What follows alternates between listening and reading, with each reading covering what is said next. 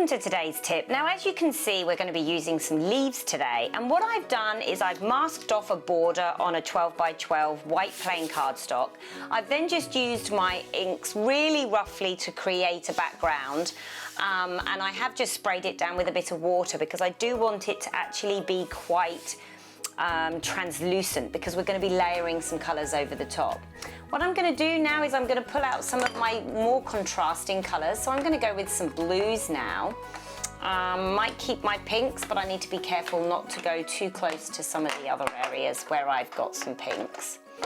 And then what I'm going to do is I'm going to get my leaves and I'm going to sort of display them how I want them to sit on my page. Now, you can put your leaves in a book overnight so that they lay completely flat, and that makes it a little bit easier to work with. But what I'm going to do is I'm going to have my vein side of my leaf. You'll see on your leaves that you will have a flat side and a rough side, where all the veins stick up. You need to have your veins sticking up for the first part of this.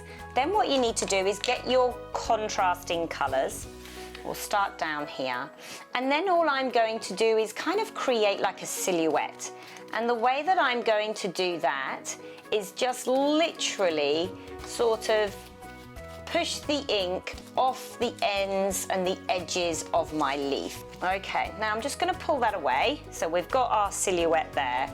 Then what I'm going to do is I'm actually going to really ink up the whole leaf, okay? So I'm now going to do the rest of the leaf where it wouldn't have picked up some of that ink. I'm just going to show you the effects. Just pushing all of that ink that we have put onto the leaf down and into the space that we have created.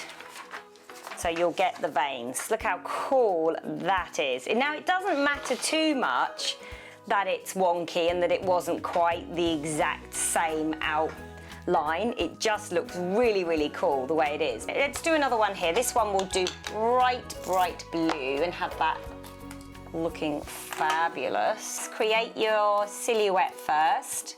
Kind of looks fiery, it looks fantastic. If you don't want it to be as harsh as that, you could always go over it with some water just to soften it up and blend it in a bit. I actually really like the fiery look of the leaf. Okay, now let's take it off, put all the ink onto the leaf.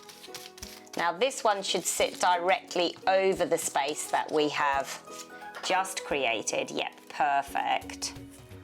And now we're just going to get our piece of paper again and just rub it into the page, pressing really, really hard.